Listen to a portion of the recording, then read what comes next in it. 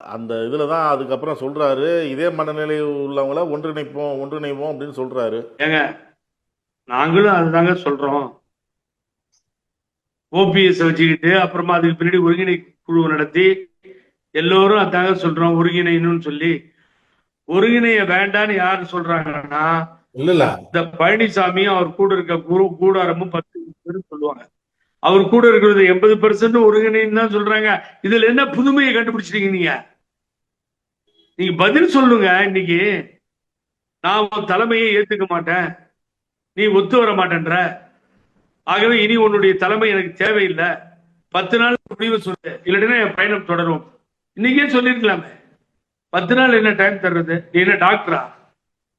10 நாள் டைம் கொடுக்கறது இந்த பேஷண்ட் படைப்பாங்க இல்லைன்னு சொல்றது ஏங்க? ஆகவே அதுல எனக்கு தெளிவான ஒரு பதிலாக தெரியவில்லை. அந்த கூட்டம், அவரை சுத்தி இருக்கின்ற அந்த மாவட்டம், எனக்கு ஜாதியெல்லாம் தெரியாதுங்க. அந்த பெரியார் பேர் வச்சார், அப்பா திராவிடர் கழக தலைவர், எனக்கு பின்னாடி அப்புறமா எனக்கு தெரிஞ்சதெல்லாம் பேரறிஞர் அண்ணா பள்ளியில் பயின்றவன், புரட்சி தலைவர் எம்ஜிஆரும் அம்மாவும் எனக்கு தெய்வங்கள், எனக்கு கடவுள் கிடையாது, அவங்க தான் தெய்வங்கள். இப்படிதான் வந்தோம். ஆகவே நான் என்ன சொல்ல வரேன்னு சொன்னீங்கன்னா, நாலு என்ன குறிக்கிற நீ இன்னைக்கே முடிவெடுத்து அறிவிக்கிறேன்னு தானே சொன்னீங்க.